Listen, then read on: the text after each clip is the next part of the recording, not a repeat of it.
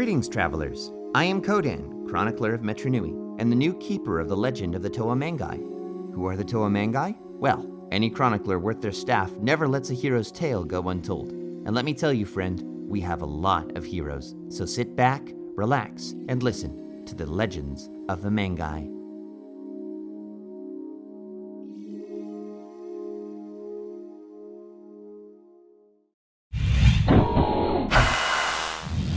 Likon, Toa Mangai of Fire. Toa Likon comes with a better head on his shoulders than most fire spitters, but I suppose studying under Toa Duma himself will have that effect. Reserved and mindful, he has honed a keen sense of right, wrong, and justice over the years, becoming as ideal a Toa as they come. But that hasn't made him immune to mistakes, which he allows to weigh heavier on his spirit than they do for most. When his former team was killed in a Frostelis attack on Tumua Island, Likon swore to never again run from danger or put a teammate in harm's way. It's made him a strong Toa, but a reluctant leader, and the challenge of the Kanohi Dragon is bound to put those promises to a difficult test. Likon wears the Kanohi Hau, the great mask of shielding, which protects him from any attack he can see coming. When that fails, his twin fire greatswords can pack a hefty punch, or provide a swift getaway as a skyboard when combined. Nidiki, Toa Mangai of Air. Most have had it easy compared to Toa Nidiki, and he won't let you forget it. Before Metronui, the Tren Kram Peninsula was the region he once called home, a ghastly place of acid swamps and fearsome rahi. It's no wonder he's grown a bit of a survivor's instinct, keeping to himself, always striking from the shadows and only helping those that can return the favor. But here, it's a whole other world, and Likon hopes to teach him that there's more to the life of a Toa than surviving one day to the next. Old habits die hard, but the more he's had the chance, the more I think he's come to like being the hero for a change. Nidiki wears the Kanohi Volitak, the great mask of stealth, allowing him to slip into camouflage and become unseen. He often finds this the best time to strike with his air scythe, which can slice the air as easily as it can channel it. Tuyet, Toa Mangai of Water. Whatever you do, don't ask Toa Tuyet to make the plan, not unless you want a Rama's nest of statistics, schematics, and cold-weighted odds buzzing around your head. Every Toa deals with a crisis in their own way, and for Tuyet, well, that happens to be a lot of crunched numbers and Kanoka codes played close to the chest. It's all for a good cause, but that rugged calculus puts her a little more distant from the Matoran than even she would like sometimes. You've got to admire the precision, but to be honest, I'd like to feel a little less like a tally on the board. Tuyet wears the Kanohi Koretuk, the great mask of intangibility, allowing her to phase through solid matter and physical attacks. In battle, her barbed broadsword matches her prickly personality, wielding the tides with indomitable focus. Naho, Toa Mangai of Water. Don't confuse kindness for weakness, or you just might find yourself on the wrong end of Toa Naho's compassionate wrath. From the smallest Ruki to the fiercest Ta'tarak, Naho believes all life is sacred and will stop at nothing to protect it. Unapologetically affectionate, she always strives to be the brightest lightstone in the darkest cave, a trait that made her and Likon close friends in their Matoran days. Now reunited as Toa, Naho couldn't be happier. But the Kanohi Dragon is shaping to make that reunion bittersweet. Like any Rahi, it's still one of Matanui's creations, and deserves to be treated as more than just a savage beast. Or so she says. Naho wears the Kanohi Zakar, the great mask of dream presence, with which she can enter the dreams of others in their sleep, or sense their innermost thoughts when awake. She wields the Aqua Blade, allowing her to channel the sea, or swim through the currents at lightning-fast speeds. Nehu, Toa Mangai of Earth. Good things come to those that wait, and Toa Nehu's patience has made him the very best of us. Resolute as the earth, Nehu has more years behind him than any Mangai, molding him into a paragon of Toa hero. Loyal, brave, wise, admittedly all to a fault. He'll be the first to tell you he's more follower than leader. Blunt and unimaginative, he prefers putting his accumulated knowledge into more creative hands. It's made him only as strong as his team. But fortunately, Nehu also tends to be a good judge of character.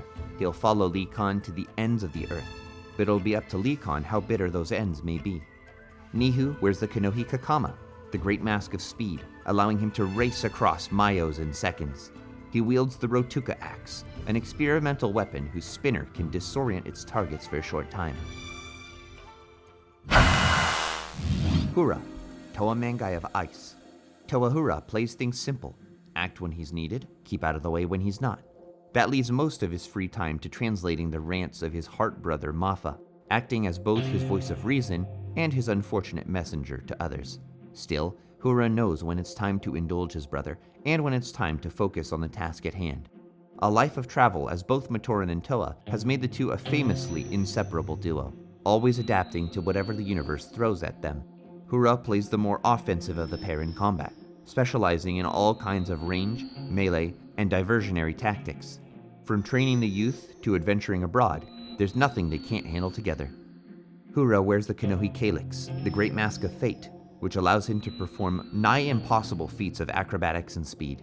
He wields the Laser Frost Spear, a hybrid weapon capable of both firing blasts at a distance and cleaving protodermis up close.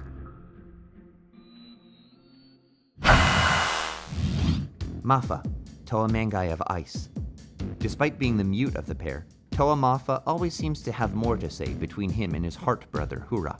Stung in the throat by a Nui Jaga many years back, Mafa hasn't been able to speak since, making do with his own form of sign language that only Huro ever seems to understand. As far as I can tell, Mafa never seems to miss his voice. He prefers his brother for conversation anyways, and enjoys being able to make whatever ambiguous snide remarks he wants about the rest of us. Way he sees it, if you want to call him out on it, you gotta put the work in yourself. Mafa often plays defense to Huro's offense in a fight, and experiments with the watery side of his elemental power to catch foes unaware from beneath the waves. Mafa wears the Kanohi Kau, the great mask of water breathing, allowing him to remain underwater for prolonged periods. He wields a short sword and shield, often leveraged to protect his brother in battle when not channeling his powers of ice.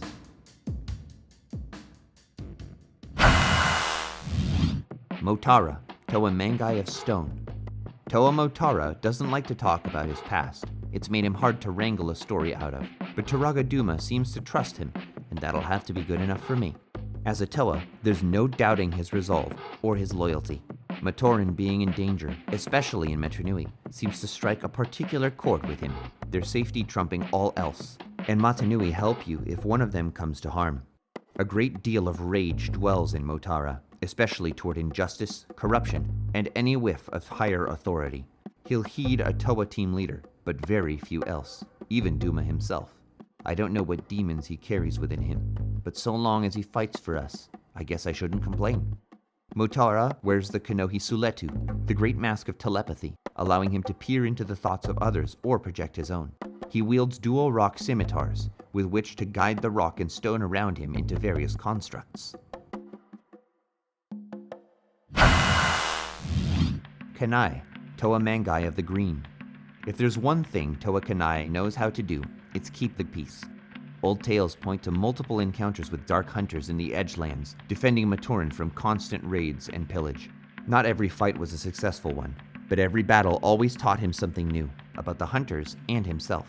Kanai is a firm believer in self-improvement and takes every chance he gets to bring out the best of himself and his fellow Toa. A team player at heart, he keeps the Toa Mangai in line under Likon's watch, maintaining a great spirit's worth of patience for the disruptive likes of Niki and Mafa. He doesn't anger easily, but you best be ready for the fight of your life if you find his limit. The Kanohi Dragon seems to stir a very particular fear in him. Fire, plant life, it doesn't take a star reader to guess the reason. But I can't help but wonder if there's more to that fear than he lets on. Kanai wears the Great Kanohi Animus, the great mask of healing, which allows him to mend the wounds and cure the illnesses of others, so long as he understands the cause.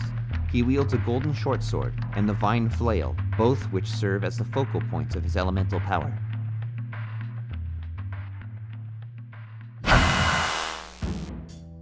This Toa's legend is yet unnamed. We shall call him Joe, Toa Mangai of Ice.